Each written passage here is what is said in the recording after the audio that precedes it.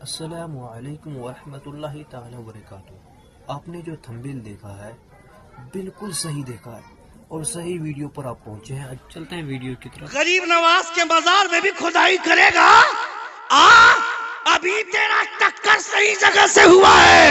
आ पता चलेगा। तेरे बाप ने भी कोशिश की थी हवा में उड़कर गरीब नवाज को नीचा दिखाना चाहा। गरीब नवाज को जरूरत नहीं पड़ी। जो काम गरीब नवाज को करना चाहिए था उनकी जूती ने कर दिया। सुभान अल्लाह, सुभान अल्लाह, सुभान अल्लाह।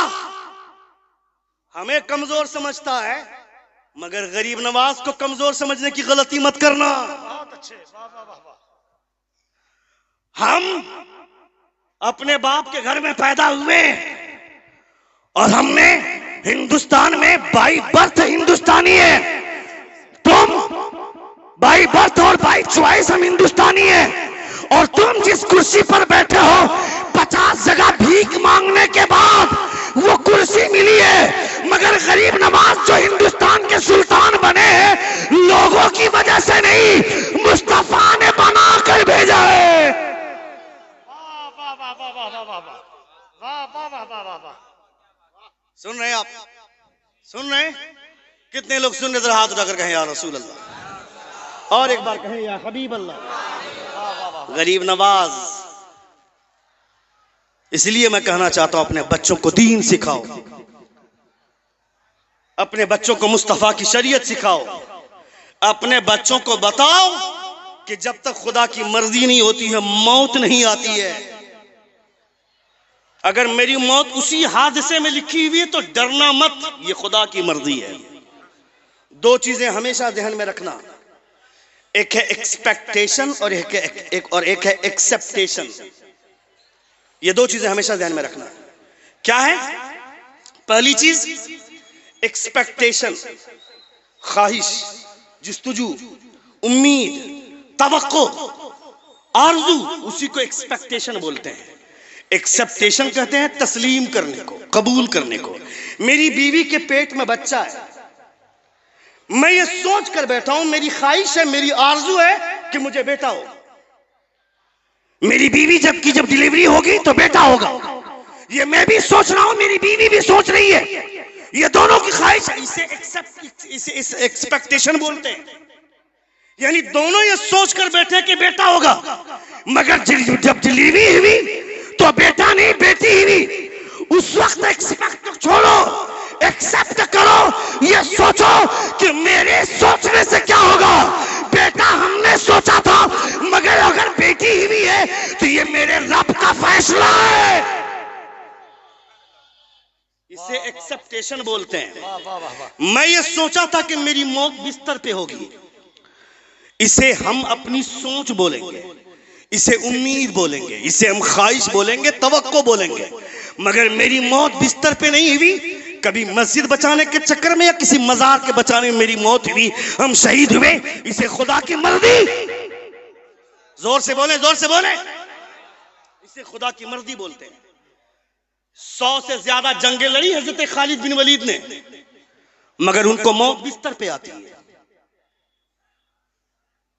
मगर क्या मतलब? जंग की वजह से मौत हो कोई जरूरी नहीं है, खुदा का जो फैसला होता है उसी फैसले के मुताबिक मौत होती है। हजरत अली से किसी ने पूछा कि आप बॉडीगार्ड क्यों नहीं रखते, इतने दुश्मन हैं आपके। हजरत अली ने फरमाया किसने कहा मेरा बॉडीगार्ड नहीं है? कहा कौन है? कहा मेरा बॉडीगार्ड मेरी मौत है। जोर से, जोर से कहा मेरा बॉडीगार्ड मेरी मौत है। जब तक मौत का वक्त नहीं आएगा ये मौत किसी को मेरे करीब भी मंडलाने नहीं देगी, और जब वक्त आएगा तो ये मौत सबसे पहले मुझे गले लगाएगी। क्या बात है। हमारे उलमा क्या फरमाते हैं? जिंदगी भी अल्लाह की नेमत है, मौत भी अल्लाह की नेमत है। इसलिए मौत की तमन्ना करने के ऊपर हुजूर ने पाबंदी लगाई है कि मौत की तमन्ना ना करना। लेकिन हुजूर आला हजरत के वालिद गिरामी अल्लामा नकी अलैहिर्रहमा और हुजूर आला हजरत ने जिसकी वजाहत की कि हुजूर की मोहब्बत में दीनी मकसद के लिए मौत की तमन्ना करना और हुजूर से मुलाकात के लिए मौत की तमन्ना करना जायज है। जोर से बोले, जोर से बोले। ये कहना, ये आरज़ू करना कि मस्जिद बचाते बचाते मेरी मौत हो जाए मगर मस्जिद बच जाए, इस ख्याल से मौत की तमन्ना करना जायज है। मगर तुम क्या करते हो, फला लड़की से शादी नहीं हुई तो पंखे से लटक जाएंगे। उससे प्यार करते हैं, उसको कह दिया कि चलो भाग चलते हैं, मेरे घर वाले मान गए, तेरे घर वाले नहीं मान रहे, चलो भाग चलते हैं। उस लड़की ने अपने घर की इज्जत बचाने के लिए भागने से इनकार कर दिया तो ये लुच्चा पंखे पे लटकेगा, ही जार खाकर मरेगा।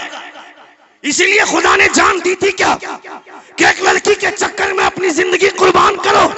ये जान किसके लिए है? पूछ बरेली के ताजदार फरमाते हैं, जान है इसके मुस्तफा, रोज वुजू करे खुदा, जिसको हो दर्द का मजा नाज़े दवा उठाए क्यों।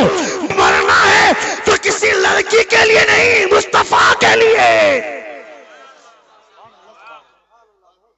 जिंदा हो जाते हैं जो मरते हैं हक के नाम पर। अल्लाह अल्लाह मौत को किसने मसीहा कहा। तकरीरें खिलवाड़ के लिए नहीं होती हैं जी, वाह। लतीफाबाजी तुमको पसंद है, हमें पसंद नहीं है, हमारे उलमा को भी पसंद नहीं है। तुम जैसे लोग जलसों में भी उसी खतीब को बुलाना चाहते हो जो आकर के मजाक करे, ठट्ठा करे। नहीं, हुजूर की बातें बताए। सही बात। हजरत उमर फारूक रज़ी अल्लाह तआला अन्हु रातों को गश्त कर रहे हैं। और 5 मिनट सुन लें, चूंकि 1 घंटा 15 मिनट की गुफ्तगू हो गई मेरी, और 5 मिनट सुन ले, सिर्फ 5 मिनट सुनेंगे आप। कितने लोग सुनेंगे? जरा हाथ उठाकर कहें या रसूल अल्लाह, और एक बार कहें या हबीब अल्लाह।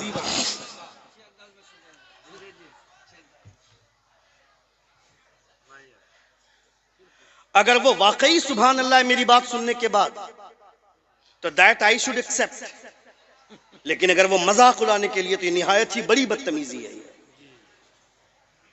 सुन लिया, ये हुजूर की महफिल है, या एक जरा सी बेराहरवी ना मुझे पसंद है, ना इन उलमा को पसंद है, ना मुस्तफा को पसंद है।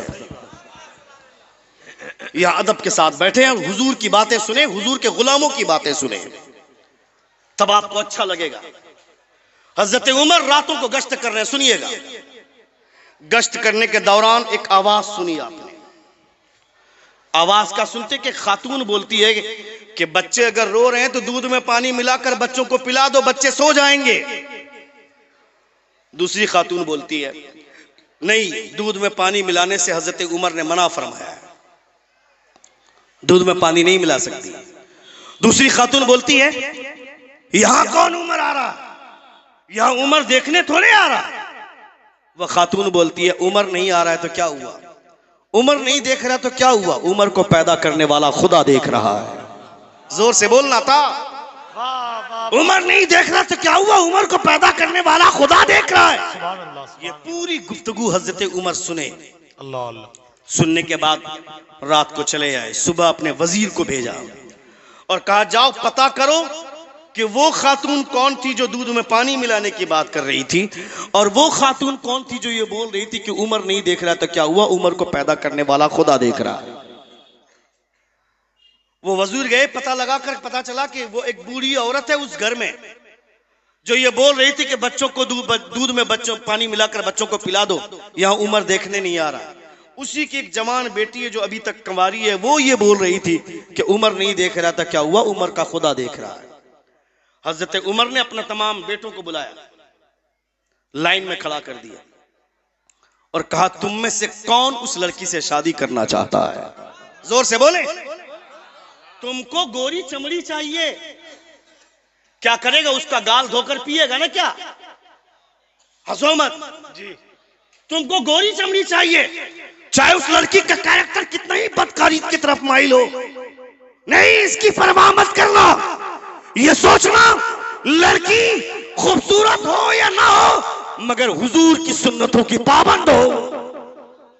ये तुम्हारी सोच होनी चाहिए, ये तुम्हारा ख्याल होना चाहिए। एक बेटे ने कहा कि मैं शादी करने के लिए तैयार हूं। हजरत उमर ने पैगाम भेजा। कौन सी बात सुन ली थी हजरत उमर ने? कोई बहुत बड़ी बात नहीं थी ये,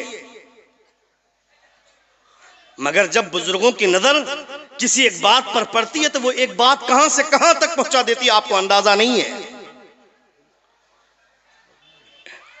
हजरत जुनैद बगदादी हजरत हसन बसरी रज़ियल्लाहु ताला अन्हु फरमाते हैं कि काम ऐसा करो कि खुदा रहमतों के दरवाजे खोल दे। एक बूढ़ी औरत उस रास्ते से गुजर रही थी, कहा हसन क्या खुदा का ऐसा भी कोई दरवाजा है जो खुला हुआ नहीं रहता है? खुदा की रहमतों के दरवाजे खुले रहते हैं, उसका दरवाजा बंद कब होता है? यह जुमला सुनते हैं बेहोश हो जाते हैं। एक जुमले पूरे जमीर को झंझोर देते हैं। कभी कभी कोई बात जब दिल से निकलती है तो पूरे वजूद को हिलाकर रख देती है। एक जुमला था, सिर्फ उमर नहीं देख रहा तो क्या हुआ, उमर का खुदा देख रहा है। हजरत उमर फरमाते कौन तुमसे शादी कर, तुम में से उस लड़की से कौन शादी करना चाहता है? एक लड़के ने कहा कि हाँ मैं शादी करने को तैयार हूं। हजरत उमर ने रिश्ते का पैगाम भेजा। वो बूढ़ी मां मान गई, क्योंकि गरीबी थी, गुर्बत थी, और फिर हजरत उमर के बेटे के लिए रिश्ता मान गई। कमाल की बात बताऊं मैं, उस लड़की की कोख से खुदा ने एक बेटी पैदा किया और फिर उसकी कोख से खुदा ने एक बेटा पैदा किया जिसको दुनिया उमर बिन अब्दुल अजीज के नाम से जानती है। उमर बिन अब्दुल अजीज कौन है? उमर बिन अब्दुल अजीज वो हैं जो खिलाफत राशिदा में नहीं होने के बावजूद उनको खिलाफत राशिदा में शुमार किया जाता है। वो हजरत उमर बिन अब्दुल, हुजूर की एक हदीस है ना, ज़कात देने में जल्दी करो वरना एक वक्त ऐसा आएगा कि ज़कात की रकम लेकर के दौड़ते फिरोगे, कोई ज़कात लेने वाला नहीं मिलेगा। कहेगा कल तलक आते तो मैं ले लेता, मगर आज तो मैं खुद साहिब निसाब हो गया। ये एक दौर आएगा, मगर एक बार ये आ चुका है हजरत उमर बिन अब्दुल अजीज के दौर में। हजरत उमर बिन अब्दुल अजीज के दौर में ये दौर आ चुका है, एक वक्त आ चुका है। ज़कात की रकम लेकर के लोग दौड़ते थे तो ज़कात लेने वाला नहीं मिलता था। ये हजरत उमर बिन, वजह क्या है? वजह ये कि जो मुस्तफा जान रहमत के कैरेक्टर को देखने के बाद हुकूमत करते हैं, उनकी हुकूमत का अंदाज अलग होता है। जो कुर्सी पर बैठकर फ्रॉडगिरी नहीं करते। अभी आज से कुछ दिनों पहले आया था डोनाल्ड ट्रंप, तो स्टेडियम जाने वाले रास्तों किनारे जितने गरीबों की झोपड़ियां थी उसके सामने दीवार उठाई जाने लगी गरीबी छुपाने के लिए। राजा गरीबी छुपाता नहीं है, गरीबी मिटाया करता है। और अगर ऐसा राजा देखना है तो चल मुस्तफा की गलियों में देख, हुजूर के गुलामों में देख। आए थे कुछ लोग मदीना और कहा था कि मदीने के सुल्तान कहां? ईरान से आए थे लोग। कहा मदीने के सुल्तान कहां है? मदीने के लोगों ने कहा सुनो, यहां सुल्तान नहीं रहता है, यहां मुस्तफा का गुलाम रहता है, ये मदीना है। जोर से बोले। कहा कि उमर से मिलना चाहते हैं, उमर से मिलना चाहते हो, चलो मिलाते हैं। ले गए। क्या बात? खजूर के दरख्त के नीचे सूखी जमीन पर ईंट का तकिया बनाकर हजरत उमर फारूक चैन की नींद सो रहे हैं। जोर से बोलना था। चैन की नींद सो रहे हैं। ईरान से आए हुए लोगों ने कहा कि उमर को नींद कैसे आ गई? इनके इतने दुश्मन हैं तो सूखी जमीन पर बगैर किसी सिक्योरिटी के, बगैर किसी प्रोटोकॉल के, बगैर किसी हिफाजती दस्ते के सूखी जमीन पर नींद कैसे आ गई? मदीने के लोगों ने जवाब दिया, तुम्हारा बादशाह गरीबों के साथ नाइंसाफी करता है तो महलों में भी नींद नहीं आती है, मगर मदीने का बादशाह गरीबों के साथ इंसाफ करता है तो सूखी जमीन पर भी खुदा चैन की नींद अता फरमाता है। सुभान अल्लाह, सुभान अल्लाह, सुभान अल्लाह, सुभान अल्लाह। नारे तकबीर, नारे रिसालत, मसलके आला हजरत अल्लामा शहाबुद्दीन सकाफी साहब किबला, उलमाए अहले सुन्नत, नारे तकबीर, नारे रिसालत, सुभान अल्लाह, सुभान अल्लाह। सूखी जमीन पर भी खुदा चैन की नींद अता फरमाता है। हजरत उमर बिन अब्दुल अजीज के पास आया कपड़ा फरोश। आखिरी बात मेरी सुन ले, तकरीर खत्म। एक बार जोर से कहें या रसूल, और एक बार कहें या हबीब अल्लाह। मुझे कहा गया था कि 1 बजे तक आपको छोड़ देंगे, मगर बातें इतनी अच्छी निकल गई और आप सुन रहे हैं दिलचस्पी के साथ, ये मेरे लिए बहुत बड़ी बात है। एक बार जोर से कहें या रसूल। हजरत उमर बिन अब्दुल अजीज के पास आया कपड़ा बेचने वाला, जैसे फेरी करने वाला आपके इलाके में आते हैं, आपके इलाके से लोग बाहर भी जाते हैं, जाते हैं ना, फेरी करने वाला, कपड़ा बेचने वाला, कहा कपड़ा दिखाओ। हजरत उमर बिन अब्दुल अजीज को कपड़ा दिखाया, कहा इससे सस्ता दिखाओ, दिखाया। कहा इससे भी चीप दिखाओ, दिखाया। कहा इससे भी सस्ता दिखाओ, दिखाया। कहा इससे भी सस्ता। वो कपड़ा बेचने वाला हजरत उमर बिन अब्दुल अजीज का चेहरा देख रहा है। कहा क्या देख रहे हो? कहा आज से कुछ दिनों पहले मैं आप ही के पास आया था और आप ये कह रहे थे कि महंगा दिखाओ। मैंने दिखाया था, आपने कहा इससे महंगा दिखाओ, मैंने दिखाया था।